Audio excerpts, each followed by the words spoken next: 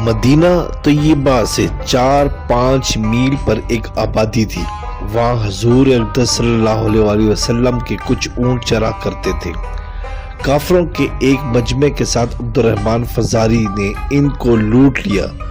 جو صاحب چراتے تھے ان کو قتل کر دیا اور اونٹوں کو لے کر چل دیے۔ یہ لوٹیرے لوگ گھوڑوں پر سوار تھے اور ہتھیار لگائے ہوئے تھے۔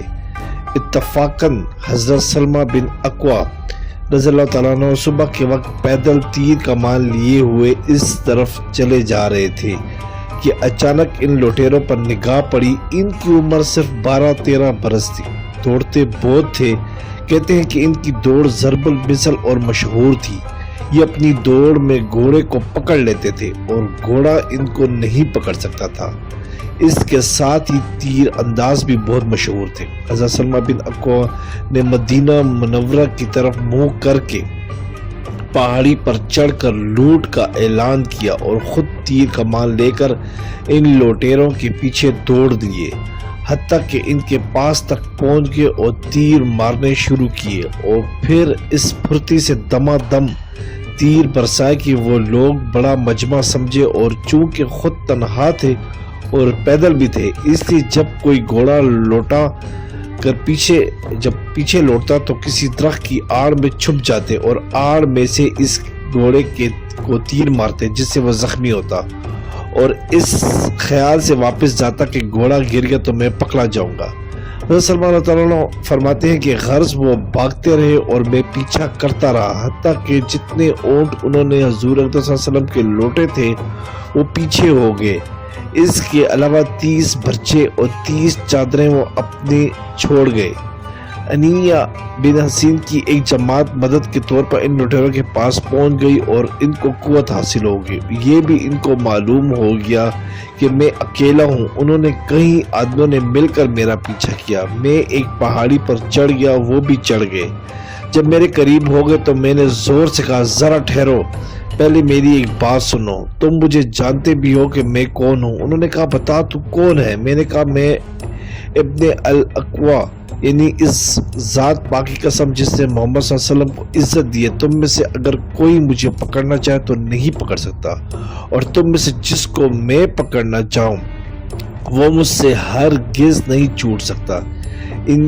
ان کے متعلق چونکہ عام طور سے یہ شہرت تھی کہ وہ بہت زیادہ دوڑتے تھے، حتیٰ کہ عربی گھوڑا بھی ان کا مقابلہ نہیں کر سکتا تھا، اس لیے یہ دعویٰ کچھ عجیب نہ تھا۔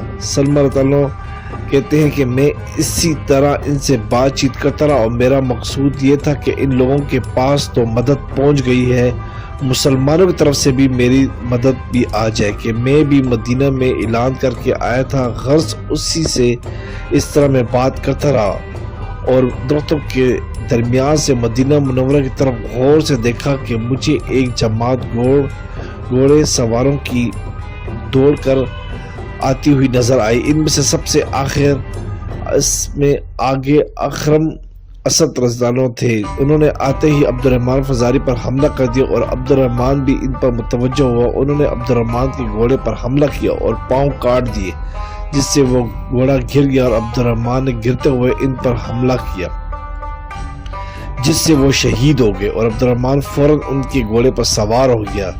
ان کے پیچھے ابو قتادہ رضی اللہ عنہ تھے، انہوں نے بھی فوراً حملہ کر دیا۔ عبد الرحمن نے ابو قتادہ کے گھوڑے کے پاؤں پر حملہ کیا جس سے وہ گرے، اور گرتے ہی انہوں نے عبد الرحمن پر حملہ کیا جس سے وہ قتل ہو گیا، اور ابو قتادہ رضی اللہ عنہ فوراً اس کے گھوڑے پر جو اکرم اسدی کا تھا، اب اس پر عبد الرحمن سوار ہو گئے۔